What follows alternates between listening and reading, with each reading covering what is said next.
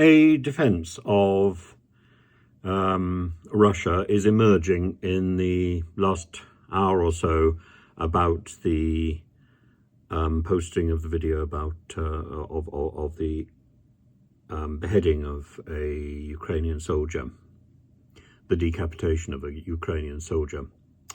On the one hand, there's the splatter of social media posts saying that this is a fake. That's actually the view taken by the Kremlin spokesperson, Dmitry Peskov. That's what Dmitry Peskov said last night, that the beheading videos were probably fakes. I mean, it's not just one. We live in a world of fakes, so it's necessary to confirm the authenticity of this horrific footage, and then it can become a reason to investigate where it took place and by whom. Now, the video first appeared on Telegram, and a 1.5-minute long video, a Russian fighter in camouflage cuts a Ukrainian soldier's neck with a knife. Another man speaking in Russian is heard off camera encouraging the person with the knife. The flak jacket that the victim is wearing has Ukrainian military patches on and lies nearby.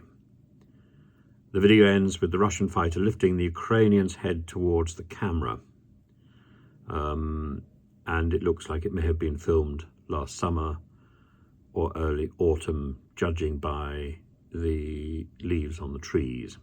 The exact time and location in Ukraine is so far unknown. Now, on a post for a site called Grey Zone on Telegram, a person called Mikhailo, a Wagner paramilitary spokesperson, says, "I'm certain that this is not the last video of the parties killing a prisoner of war."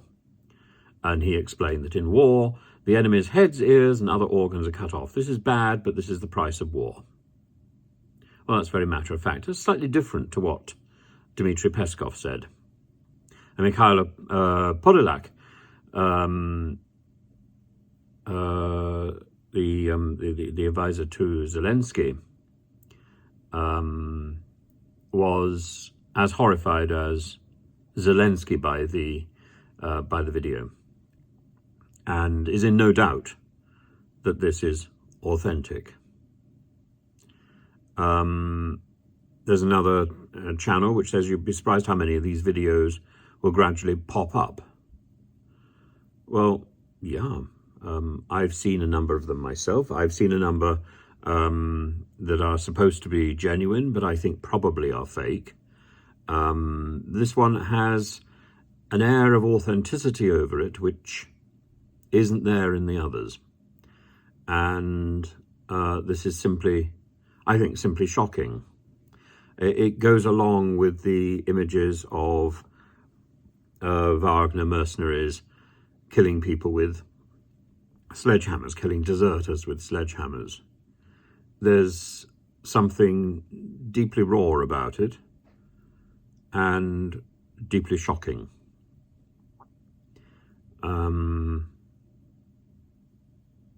And I don't think it can be explained.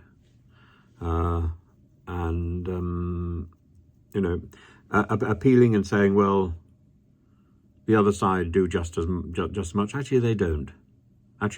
And where there are images purporting to be Ukrainians killing Russians, they just don't look real. It's not that I've studied them in any great detail, but they're generally not videos. They're generally still photographs, and they may go back to some sort of propaganda from Azov, but that is a different time. And even there, it doesn't justify this. I would be as brutally frank about an authentic video showing Ukrainians killing a Russian or beheading a Russian, as I am about this. Brutally frank. It just seems inhuman. It seems uncivilized. It seems squalid.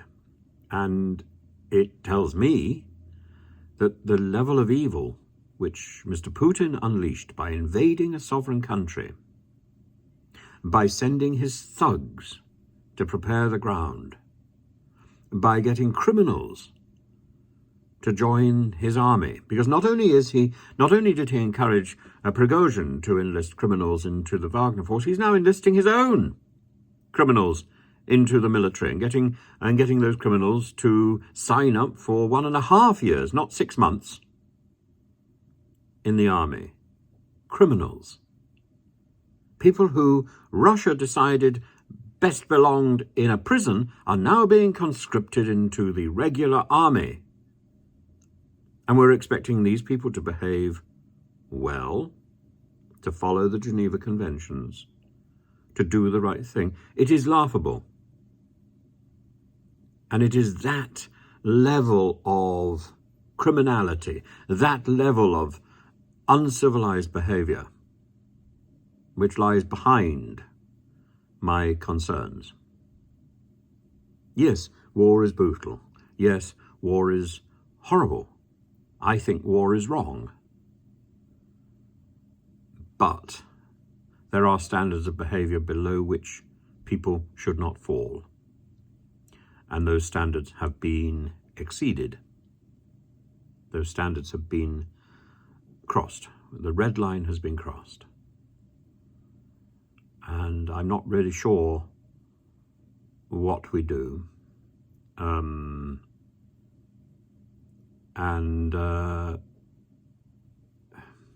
The execution of Matsievsky, the executioner portrayed in this video, even the head in the box. There's too much of this. And actually the admission by the Grey Zone speaker that routinely dead prisoners are decapitated, their hands and ears and other organs are taken. Where? Why?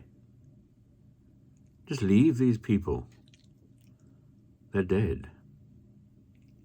And give them some respect.